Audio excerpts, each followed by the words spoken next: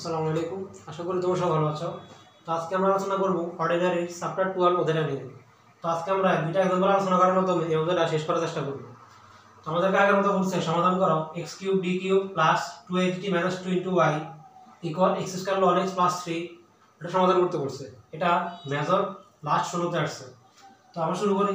তো একদম করার সময় আমরা চলক সহগ যেহেতু আছে আমাদের টার্গেট হলো এই অধ্যায় অঙ্কগুলো করার জন্য চলক সহগ থেকে ধ্রুবক সহগ নিয়ে আসতে হয়। সেজন্য আমরা এখানে চলক যেহেতু x³ x আছে এই চলকগুলো বাদ দিয়ে ধ্রুবক নিয়ে আসতে হবে। তার জন্য আমরা কিছু জিনিস ধরে নেই, এই ধরাটা সবসময় মনে রাখতে হবে। যেমন লেট আমরা x সমান সবসময় e to the power z ধরি, উভয়পক্ষে লন নিলে পাবো z equal to ln x। আবার আমরা ধরে নেই xd, যে চলক আছে তো xd ওইটাকে ধরতে হয়, এটা সমান আমরা ইটালিক d ধরে নিব। আবার এখানে x স্কয়ার ধরা লাগবে না কারণ কিউব আছে, x স্কয়ার নাই। আর x³ d³ কি ধরবো ইটালিক d d - 1 d - 2। যদি x স্কয়ার d স্কয়ার থাকতো d * d - 1 হতো, x³ d³ আছে d d - 1 d - 2 ধরতে হয় ভাবে। আমরা এটাকে গুণ করে ফেলি। এখানে গুণ করলে আসবে d স্কয়ার - 3d প্লাস 2, এই d সাথে গুণ করে দিলে বাইরের সাথে d³ - 3d square plus 2d। তাহলে আমরা এখন x³ d³ পরিবর্তে সরাসরি এটা বসাই ফেলবো। তো আমরা এটাকে এক নম্বর ইকুয়েশন দেই। তাহলে 1 নং ইকুয়াল, তাহলে x³ d³ এর পরিবর্তে বসাতে পারবো এটা d³ - 3d plus 2d plus 2xd আছে, xd পরিবর্তে বসাতে পারবো italic d -2 into y equal to, আমাদের এখানে আমরা d থেকে কিন্তু ইটালিক d এ চলে আসতেছি। আর স্বাভাবিক d দ্বারা বুঝতাম আমরা d dx, অর্থাৎ x এর সাপেক্ষে রূপান্তরীকরণ। আর ইটালিক d দ্বারা কি বোঝায়, ইটালিক d দ্বারা বোঝায় d dz, অর্থাৎ z এর সাপেক্ষে রূপান্তরীকরণ। তো আমরা যেহেতু চলকটা বাদ দেব ধ্রুবক সহগে আনবো, সেজন্য x মানে d dx d থেকে আমরা ইটালিক d তে আসতেছি, সেজন্য আমাদের ফাংশনটা z এর ফাংশন ইটালিক d এ, সেজন্য সবগুলোতে z এর ফাংশন আসতে হবে। তো বাম দিকে তো আমরা z এর ফাংশনে চলে আসছি কারণ ইটালিক d মানে d dz, ডান দিকে ফাংশনটা x এর ফাংশন আছে, তো এটাকেও স্যার z এর ফাংশনে নিয়ে যেতে হবে। এখন কারণ সবগুলো আমরা z এর ফাংশন নিয়ে কাজ করতেছি, কারণ যখন আমরা x এর ফাংশন থেকে যখন z এর ফাংশন নিয়ে আসতেছি তখনই এখানে ধ্রুবক চলকটা বাদ যাবে, ধ্রুবক চলে আসবে। আর তাহলে এখানে আমরা x স্কয়ার আছে, আমাদের যদি x = e to the power z হয় তাহলে x স্কয়ার লিখতে পারবো আমরা e to the power 2z। তাহলে লিখতেছি x স্কয়ার পরিবর্তে লিখতে পারবো e to the power 2z। আর ln x তো ধরে নিয়েছি আমরা, সেটা হচ্ছে z। আর ডান দিকে 3 দেওয়া হয়ে থাকবে কি, এটা বসাই ফেলছি। আচ্ছা, তো এখন দেখো এখানে আমরা ক্যালকুলেশন করলে পাবো ইটালিক d³ মাইনাস এটা স্কয়ার 3d স্কয়ার, তো হ্যাঁ -3d square plus 4d - 2 into y equal to e to the power z into z plus 3। দেখো এখন আমরা যে ইকুয়েশনটা পাইছি নতুন করে, এখানে আর চলক নাই, অর্থাৎ এই দুটো কোনো পদ নাই। তাহলে আমরা চলক সহগ থেকে এই ধরগুলোর মাধ্যমে ধ্রুবক সহগে চলে আসছি। এখন আমরা আমাদের আগে যে কনসেপ্ট সেটা আমাদের সমাধান করব। সেজন্য আমাদের 11 অধ্যায়ের কনসেপ্ট জানা লাগবে, কারণ 11 অধ্যায়টা আমরা ভালো মতো না করলে 12তে আমরা ভালো মতো পারবো না। তো আমরা এখন এখান থেকে তাহলে দুইটা পার্ট, একটা অক্সিলারি ইকুয়েশন বের হবে, পার্টিকুলার ইন্টিগ্রাল বের হবে, আর দুই দিক থেকে ফাংশন আছে। তাহলে এখান থেকে আমরা অক্সিলারি ইকুয়েশনটা বের করে ফেলি।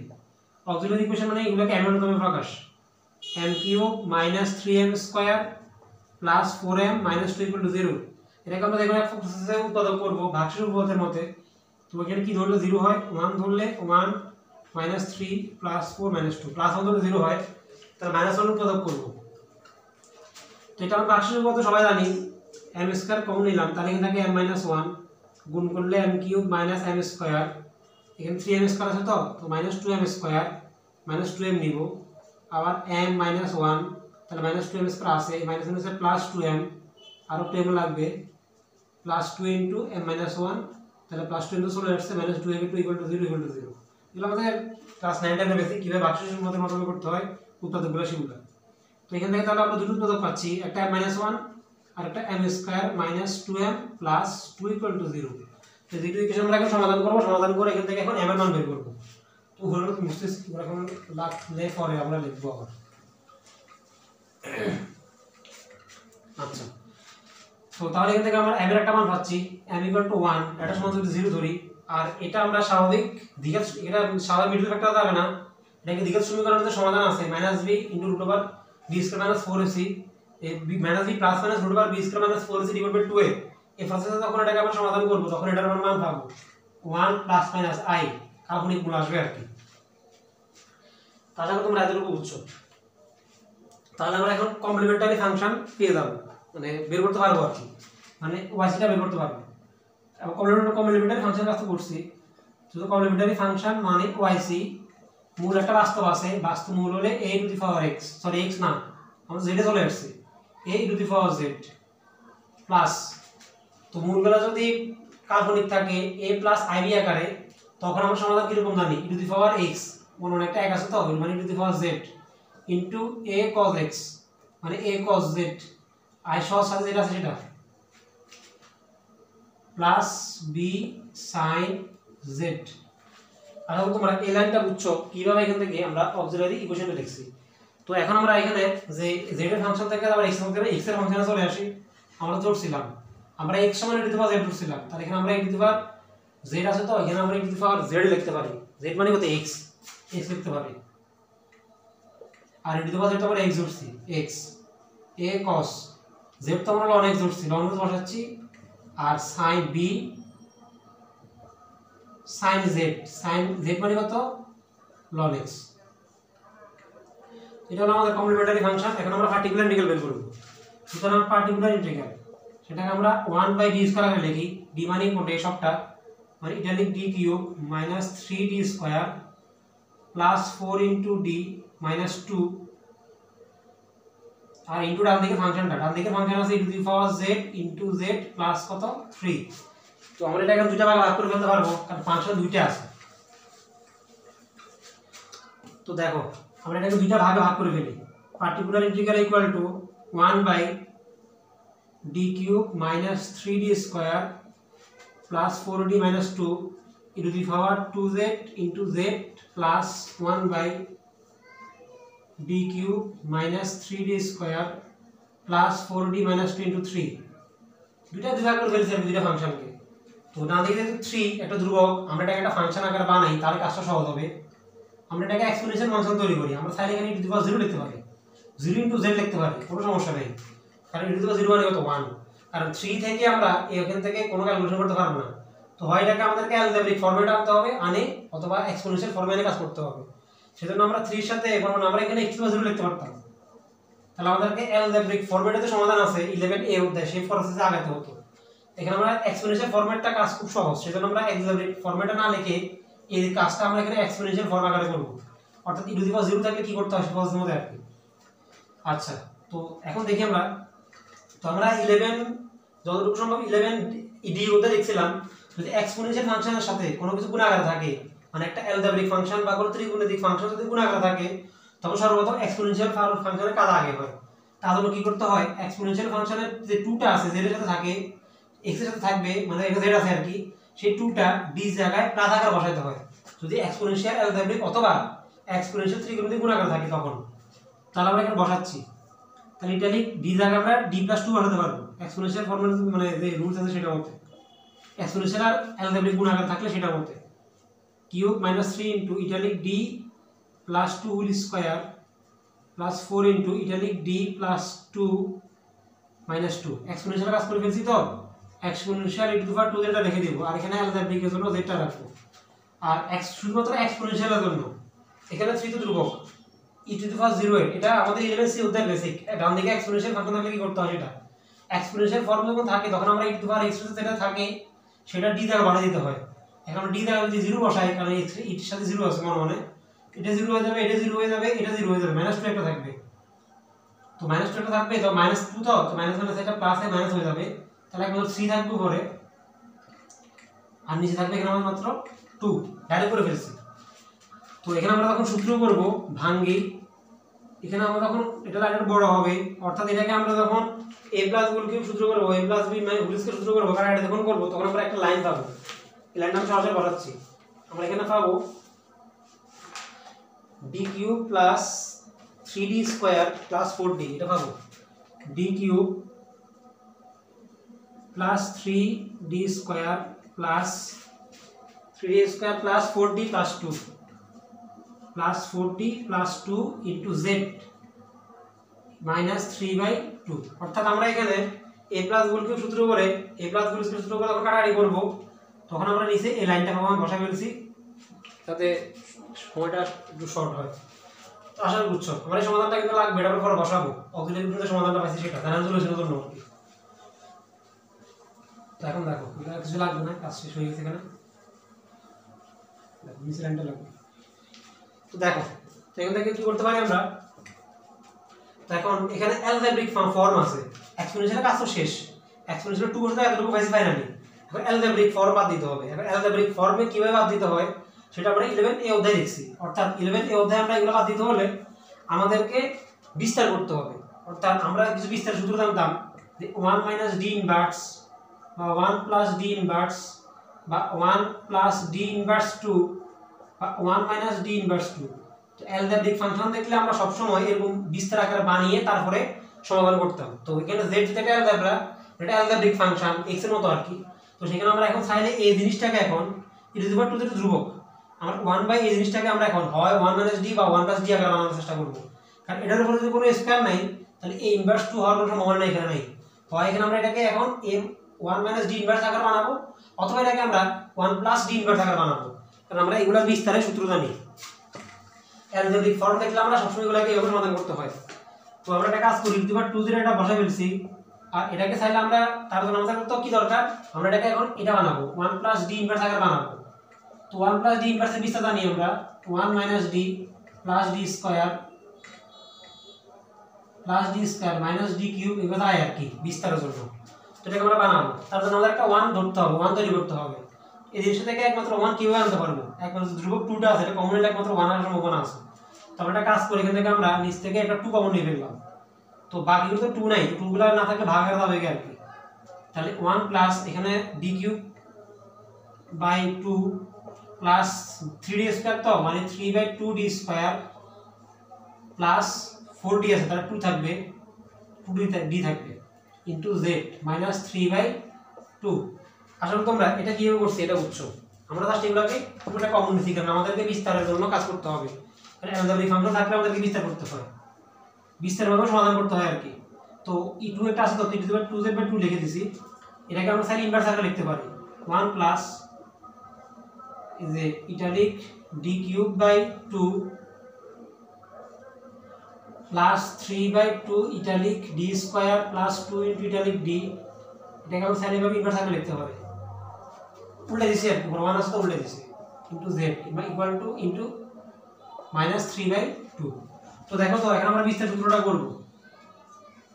আমরা জানি 1 + d ইনভার্স মানে কি 1 - d + d স্কয়ার। দেখো এরকম আকার হইছে না, 1 প্লাস এই সবটা ডিসেন্ট করব, 1 + d ইনভার্স দুটো ফেরত তো পারবো না, 1 - d করতেছি 1 - d, d মানে এই সবটা মাইনাস থাকার কারণে সব চিহ্ন চেঞ্জ হয়ে যাবে, d³/2 -3/2 d স্কয়ার -2d। আর লাগবে না, কারণ ফাংশনটা z একবার অন্তরীকরণ করলে 1 চলে আসবে, 2 বার 3 বার করলে 0 চলে আসবে, আর লাগবে না করা -3/2। অর্থাৎ এখানে শুধুমাত্র আমরা 1 - d লিখছি, d স্কয়ার লেখা দরকার নাই, কারণ অন্তর সর্বোচ্চ একটা আছে, একবার অন্তরীকরণ করলে তো z এর 1 চলে আসবে, বাকি আর লাগবে না। তাহলে e⁻²z/2 z এর সাথে যখন 1 গুণ করব এখানে আমরা z পাবো, d³ মানে 3 বার অন্তরীকরণ, z কে একবার করলে 0 হয়ে যায়, 3 বার লাগবে না, এটা 0 হয়ে যাবে। এখানে 2 বার অন্তরীকরণ, একবার করলে 1, 3 বার করলে 0 চলে আসবে, d কে এখানে z কে একবার করতে পারবো, তাহলে 1 থাকবে, তো 2 এর 2 থাকবে এখানে -3/2। তাহলে e⁻²z/2 এখানে ফাইনাল পাইছি আমরা z - 2 -3/2। তো z এর 4 জায়গায় z বসাচ্ছি। আমরা জানি x সমান যদি e⁻z হয় তাহলে x² সমান e⁻2z লিখতে পারি। তাহলে e⁻2z পরিবর্তে আমরা x²/2 লিখতে পারি, আর z তো লন x ধরছিলাম, -2 বসাতে পারি -3/2। এটা আমাদের সেই নির্ণয় পার্টিকুলার ইন্টিগ্রাল মানে yp, এটা আমাদের নির্ণয় yp। তো এখন আমরা yc জানি, yp জানি, এই দুটো যোগ করে দিলে আমরা আমাদের জেনারেল সলিউশন পেয়ে যাব, অর্থাৎ সম্পূর্ণ সমাধান সমীকরণটাকে আমরা সমাধান পেয়ে যাব। তো আমরা লিখতেছি, সুতরাং general solution yc plus yp। তো yc আমাদের ফাইসিটা লিখতেছি, মুছে ফেলছিলাম, a⁻x প্লাস ax পাইছিলাম প্লাস x ইনটু দুটো আমি লিখছিলাম, একটা a লিখছিলাম bc হবে আর কি, b cos of ln x plus c sin of ln x plus আর y যেটা আছে সেটা x square by 2 into ln x minus 2 minus 3 by 2 এটা আমাদের নির্ণয় কি সমাধান। তো আশা করি তোমরা এই এক্সাম্পলটা কিভাবে করছো এটা বুঝছো। তো এখন আমরা আজকে এই উদাহরণটা লাস্ট এক্সাম্পল করব, এটা খুব গুরুত্বপূর্ণ। আচ্ছা, তো এখন আমরা একটা লাস্ট এক্সাম্পল আলোচনা করব। তো এটা খুব গুরুত্বপূর্ণ, এটা ম্যাথের 18 তে আসছে। তো বলছে আমাদেরকে x³ d³ হবে dx³ মাইনাস ইনটু এত, এটা সমাধান করতে বলছে। তো এটা আমাদের আগে এখানে d দেয় না, d ছাড়া d³ y বাই dx³ দিছে। আমরা তো জানি d মানে কি d dx, d স্কয়ার তার আমরা জানি d square by dx square. তো এগুলো d না দিয়ে এরকম d d আকার দিছে আর কি। তো এখান থেকে এগুলো ধরে নিব, এটা মানে কি d³ তাহলে x³ d³ minus x square d square plus 2xd minus 2y এরকম আর কি। তো তাহলে আমাদের আগের মতো এটাকে থেকে আমরা এক কাজ করি। আচ্ছা, কোন এখান থেকে আমরা আগের মতো ধরে নেই, কিন্তু সরল সহজ আছে সেজন্য x = two the power z, তাহলে z সমান ln x, এগুলো ফিক্সড সব সময়। আবার আমরা x d সমান ধরবো italic d, x square d square আসবে ইটালিক d d মাইনাস 1 গুণ করে ফেললে আসবে d square minus d, direct লিখে দিতেছি d square minus d, x³ d³ লাগবে, তো italic d d minus 1 d minus 2, তো এটা গুণ করলে আসবে d into d square minus 3d plus 2, তাহলে আসবে d³ minus 3d square plus 2। তো আমরা এখন এক নং ইমপ্লাইজ এটা লিখব। সুতরাং এক নং ইমপ্লাইজ, তো x³ এটা হলো d, এটা d³ মনে রাখবে, এটা d³ এটা d স্কয়ার, এটা হলো d, তো x³ d³ হবে d³ মানে d³ আর কি। তাহলে x³ d³ এর পরিবর্তে আমরা লিখতে পারি এটা, মানে এটা লিখ d³ minus 3d square plus 2 minus x square d square, তার মানে কত d square minus d, minus আছে তো মাইনাস হলে প্লাস d, তারপরে প্লাস 2xd, 2 ইনটু xd মানে ইটালিক d মাইনাস 2 ইনটু পাশে y ইকুয়াল টু এখানে আমরা পাইতেছি x³। তো এখানে আমরা ক্যালকুলেশন করলে পাবো d³ মাইনাস 4d স্কয়ার, তারপরে পাইতেছি আমরা এখানে প্লাস 3d, ধ্রুবক কাটা যাচ্ছে প্লাস 3d, সো মাইনাস 2। ও আচ্ছা, এখানে আমাদের এটা d এর সাথে গুণ করলে এটা 2d হবে, তাহলে আমাদের এটা 2d হবে। তাহলে ফার্স্টটা 5d আর মাইনাস 2 থাকে ইনটু y ইকুয়াল টু কত, x থাকতে পারবে না, তো আমাদের তো এটা তো z এর ফাংশন। তো চিন্তা করো x যদি e to the power 2z e to the power z হয়, তাহলে আমরা x³ কি লিখতে পারবো, তাহলে আমরা এখানে x³ সমান e to the power 3z লিখতে পারি না, কারণ x যদি e to the power z হয় তাহলে x³ কত e to the power 3z, তো আমাদের সব z, এটা তো z এর ফাংশন, সেজন্য e to the power 3z লিখতে হবে। তো এখন আমাদের আগের ফরম্যাট মতো হয়ে গেছে। এখন এটাকে আমরা কি অক্সিলারি কোএফিশিয়েন্ট বের করব আর পার্টিকুলার ইন্টিগ্রাল বের করব, মানে yc বের করব। তাহলে এখানে আমরা আগে yc, আচ্ছা আগে এটাকে অক্সিলারি কোএফিশিয়েন্ট বের করব। অক্সিলারি মানে m এর মতো প্রকাশ, তাহলে m³ minus 4m square plus 5m minus 2 = 0। তোমরা এটাকে আগে উৎপাদক করবা, উৎপাদক এটা সহজ আমরা বলে দিতেছি, মান কত আসবে, m এর মান আসবে 112 দেখুন এক প্রসেসে উৎপাদক করলে এটা হবে। তো এখানে থেকে আমরা তাহলে কমপ্লিমেন্টারি ফাংশন সলিউশন মানে yc টা পেয়ে যাব। সুতরাং কমপ্লিমেন্টারি ফাংশন মানে yc, মূল দুইটা সমান মূল আছে, তাহলে এখান থেকে আমরা লিখতে পারবো a প্লাস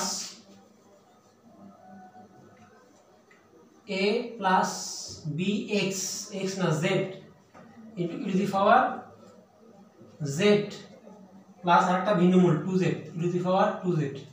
তো এটাকে আমরা z কে x এর মাত্রা নিয়ে আসি, প্লাস b, z তো ln x e to the power z মানে x plus e to the power 2z মানে x স্কয়ার। তাহলে আমরা একটা সলিউশন পাইছি yc, এখন আমরা পার্টিকুলার ইন্টিগ্রাল বের করব। তো 1 বাই এটাকে আমরা ইয়ে করে লিখব আর কি, ডিভাইডেড বাই লিখব d³ minus 4d square plus 5d minus 2, ডান দিকে function e to the power 3z। তো এটা খুব সহজ, কারণ এখানে আমরা শুধুমাত্র একটা ফাংশন আছে এক্সপোনেনশিয়াল ফাংশন। তো এক্সপোনেনশিয়াল ফাংশনে কিভাবে কাজ করতে হয় সেটা আমরা 11c অধ্যায়ে ছিল। তো আমরা কি শুধুমাত্র কি করব, যে জায়গায় এখানে d আছে ওই জায়গায় এই সাথে এই উপরে যে পাওয়ারটা আছে তার সাথে যেটা গুণাকার আছে সেটা বসাই দিব, যেটা আছে তাহলে 3 আছে, তাহলে d জায়গায় আমরা শুধু 3 3 3 বসাই দিব ফাংশন তো একটা শুধুমাত্র সেই জন্য। তাহলে এখানে আমরা দেখতে পাবো 3 cube minus 4 into 3 square plus 5 into 3 minus 2 into E two the power 3x। তাহলে এখান থেকে আমরা বসালে ক্যালকুলেশন করলে এখানে আমরা স্বাভাবিক যে মানটা পাবো সেটা হলো 1/4 into x cube 1/4 E two the power 3z। তো ই টু দি পাওয়ার 3z কে লিখতে পারবো আমরা এক্স কিউব আকারে। তাহলে আমরা yp টা পেয়ে গেছি 1/4 ইন্টু এক্স কিউব। তাহলে এখানে আমরা জেনারেল সলিউশন পাবো yc প্লাস yp, কারণ আমরা yc জানি yp ও জানি। সুতরাং জেনারেল সলিউশন এটা খুব সহজ ছিল, কারণ ফাংশন ছিল এক্সপোনেনশিয়াল একটা, সেই জন্য general solution yc plus yp। তো yc তো পাইছি মাত্র আমরা একটু আগে, a plus b ln x into x plus x square plus আর এটা পাইছি আমরা yp টা 1/4 ইনটু x কিউব। এটা আমাদের নির্ণয় কি সাধারণ জেনারেল সলিউশন। তো আশা করি আজকে তোমরা এই গুরুত্বপূর্ণ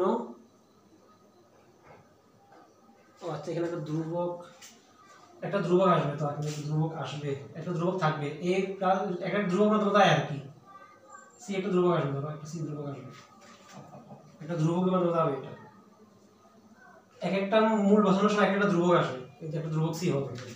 তো এটা আমাদের নির্ণয় কি সমাধানটা। তো আশা করি আজকে তোমরা এই 12 অধ্যায়ের লাস্ট যে দুটো একদম আলোচনা করছি এটা খুব গুরুত্বপূর্ণ, বিশেষ করে এবার পরীক্ষার জন্য। আশা করি দুটোতে একটা চলে আসতে পারে, মানে একটা 18 প্রশ্ন, একটা 16 প্রশ্ন। তাহলে আমাদের চ্যাপ্টার 12 অধ্যায়টা শেষ। আমরা পরের লেকচার থেকে অর্ডিনারির আরো 3টা গুরুত্বপূর্ণ অধ্যায় আছে। অধ্যায় 13 পরবর্তী পরিবর্তন, অধ্যায় 14 অনির্ণয়াকার, আর অধ্যায় 17-16 মানে ফিবোনাকি সিকোয়েন্সে বা ধারাবাহিক। আমি চেষ্টা করব চ্যাপ্টার 13-14টা যদি সময় হয় আলোচনা করার, 16টা আলোচনা করা সম্ভব না, কারণ 16 এক একটা অঙ্ক করতে গেলে প্রায় 1 ঘন্টা লেগে যাবে। তো 13-14 যদি সময় পাই একটা দুটো আলোচনা করার চেষ্টা করবো।